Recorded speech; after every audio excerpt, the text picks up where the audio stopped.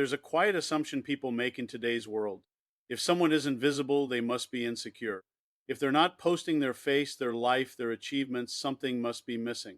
But what if the opposite is true? What if the people who show the least are actually the ones who need validation the least?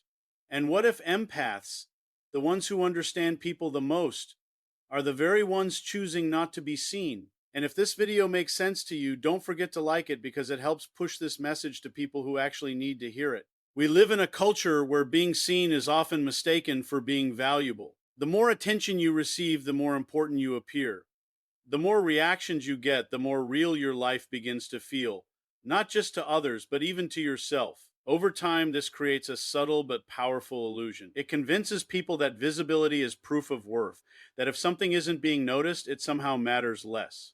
But this system has a hidden flaw. It slowly trains people to outsource their identity. Instead of developing a stable sense of self from within, people begin measuring themselves through external feedback. Instead of asking, who am I when no one is watching? They start asking, how am I being perceived right now?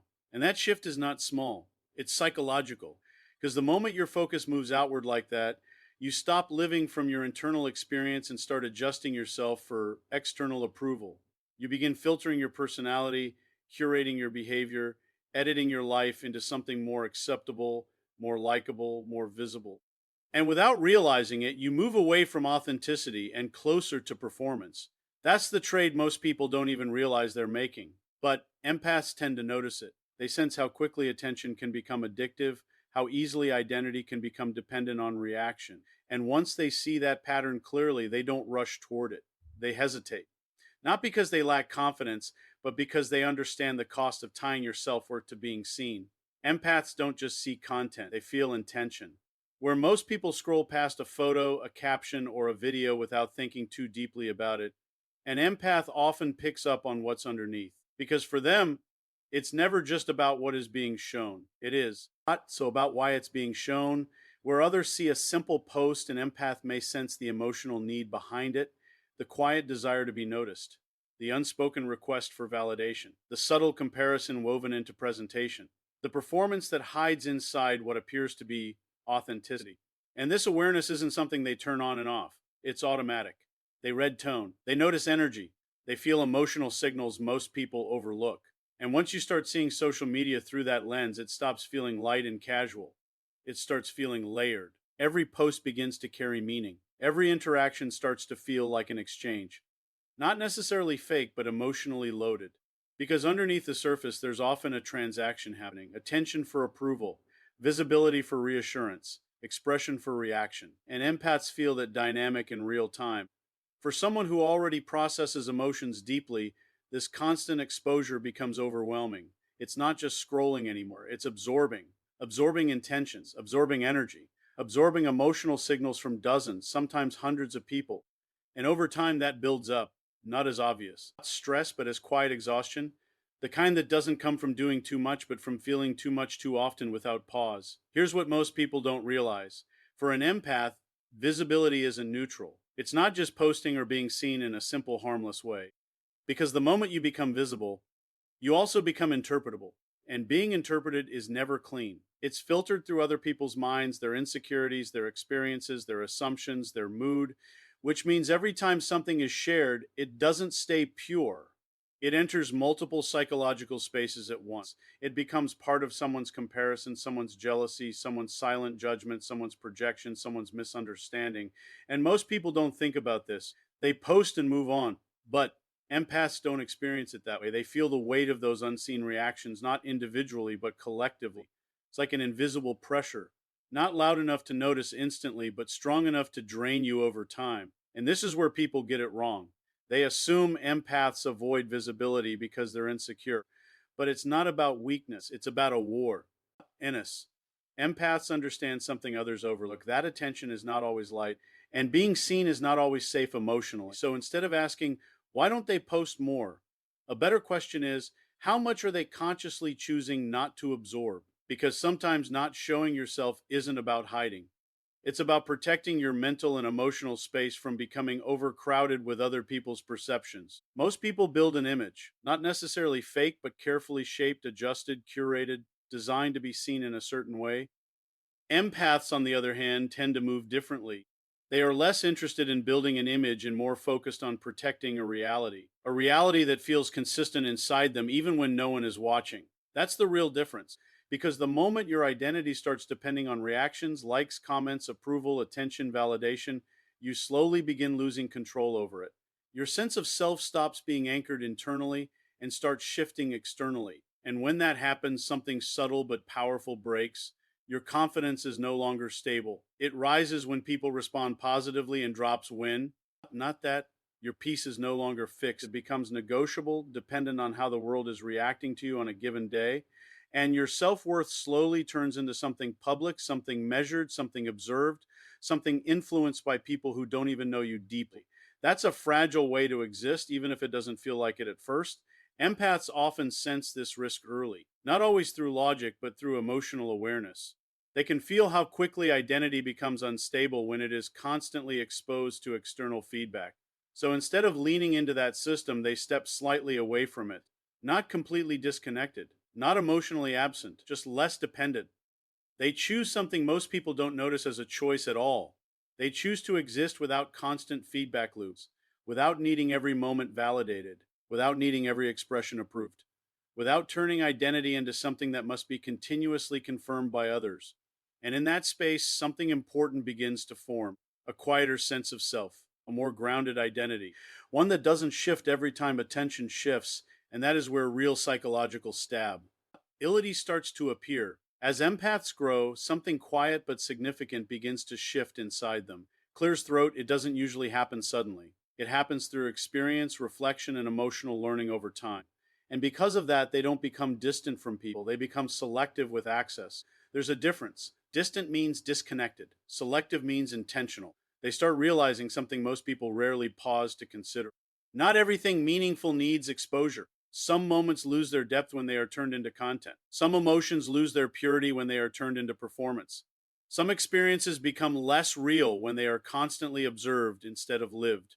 And slowly a deeper understanding forms. Not everything real needs an audience. Some things are complete in themselves.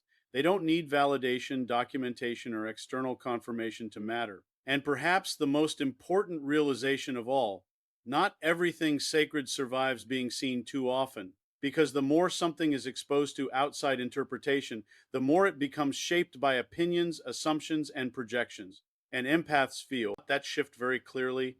So instead of overexposing their lives, they begin to pull back, not from people, not from connection, not from relationships, but from unnecessary access.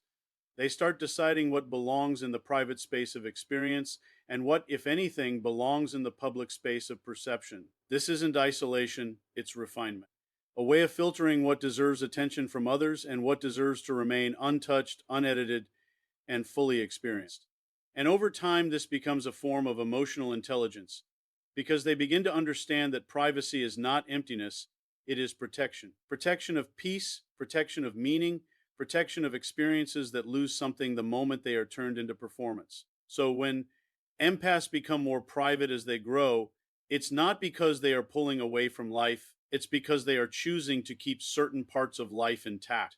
Privacy is often misunderstood in today's world because, in a culture built on visibility, anything less than constant exposure is quickly judged. People tend to label it in simple terms: insecurity, avoidance, hiding, emotional withdrawal. But those labels usually make is the deeper psychology behind it. For empaths, especially, privacy is not about running away from the world, it's about taking control of their relationship with it because they understand something most people overlook: the moment you become visible, you are no longer just seen, you are interpreted. And interpretation is never neutral. People don't just see you as you are, they see you through their own lens, their experiences, their assumptions, their emotions, their comparisons, their projections. And that means part of you stops belonging only to you.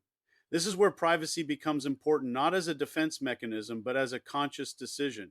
It becomes the ability to decide three crucial things: who gets to see you, how they get to perceive you, and how much of your inner world they are allowed to access and interpret.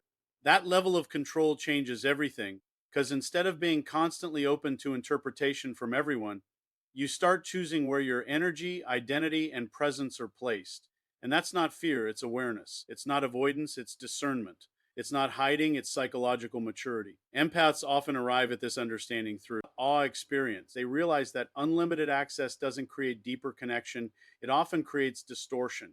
So they begin to value selective visibility, not because they want to disappear, but because they want to remain intact. And in that choice, privacy stops being something defensive. It becomes something intelligent. A quiet decision to protect the parts of yourself that lose clarity when exposed too often to the world's interpretations. There's something most people rarely stop to think about. Not everyone who observes you is doing it with good intent.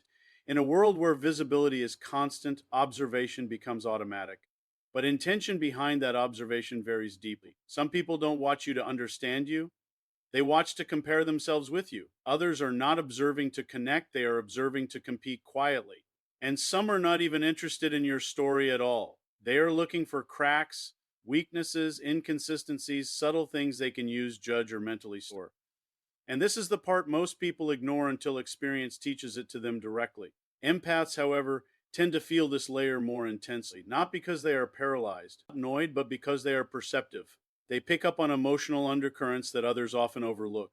And over time, through real experiences, not theories, they begin to learn a difficult truth about visibility, especially after moments like betrayal, after being deeply misunderstood, after trusting the wrong people emotionally, after realizing that openness doesn't always return in the same form it was given, something inside them changes. They stop treating visibility as something casual. What once felt natural, sharing, expressing, being open, starts to feel more deliberate, more calculated, more aware, and slowly visibility stops feeling like expression and starts feeling like exposure, because exposure means more than just being seen. It means being available to interpretation without control over how that interpretation unfolds. And once an empath understands that difference, their behavior shifts. They don't disappear, they don't isolate, but they become far more conscious of what they reveal, when they reveal it, and to whom. Because they understand that not all attention is safe attention, and not all visibility leads to connection. Sometimes it leads to distortion. And that realization changes how they move through the world. Here's the deeper shift that most people don't consciously notice. Empaths tend to prefer something simple but powerful. They choose experiencing life over displaying it. While much of modern behavior is shaped around being seen, recorded, and validated through external feedback, empaths often operate from a completely different internal priority. Because in most situations, the question people ask has slowly changed over time. Instead of being fully present in a moment, many people now unconsciously think, how will this look? How will it appear on social media? How will others perceive it? How will it be interpreted once it's shared? But empaths naturally lean toward a different question entirely. How does this feel? And that small shift in focus changes everything about how they experience life, because feeling requires full presence, and presence demands undivided attention. The moment you start documenting life for external consumption, something subtle begins to happen. You are still physically there, but mentally, a part of you steps outside the moment. A part of you starts observing instead of fully living.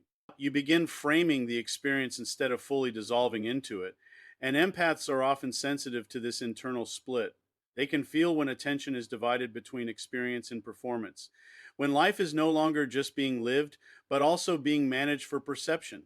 So instead of staying in that divided state, they choose presence, full, unfiltered, undistracted presence. And presence is something social media cannot truly reward, because presence is not about how something appears after it is shared. It is about how deeply it is experienced while it is happening. And for empaths, that depth matters more than visibility ever could. Most empaths were not always private. In fact, many of them started on the opposite side of the spectrum. They used to share more freely, trust more easily, express themselves without hesitation, and show parts of their inner world without thinking too much about consequences. Because at that stage, openness feels natural, it feels like connection, it feels like honesty, it feels like emotional safety. But life has a way of reshaping that perception over time, through experiences that are not always loud but deeply impactful. Moments of misunderstanding, situations where sincerity was misread, times when vulnerability was not handled with care, or when trust was given to people who did not value it in the same way. And slowly, a realization begins to form. Not everyone deserves access. Not everyone can hold what you share with the same intention you gave it. And that realization changes everything internally. Because once an empath truly understands this lesson, their personality doesn't harden, it refines. They don't become cold or disconnected, they become precise. Their openness is no longer automatic, it becomes intentional. Their trust is no longer immediate, it becomes earned. And their emotional availability is no longer unlimited, it becomes directed where it is respected. They stop giving themselves freely in spaces where their presence is overlooked or undervalued. Not out of resentment, but out of understanding. Because they begin to recognize that energy, attention, and emotional depth are not things to be distributed without awareness. They are resources that shape identity, peace, and emotional stability. And once that awareness settles in, their behavior naturally shifts. They choose where they invite. They themselves more carefully. They choose who receives access more consciously. They choose how much of themselves is shared more intelligently. And this is where discernment is born, not from distance, but from experience, from pain that has been understood rather than repeated. And in that shift, the empath doesn't lose openness. They simply learn how to protect it.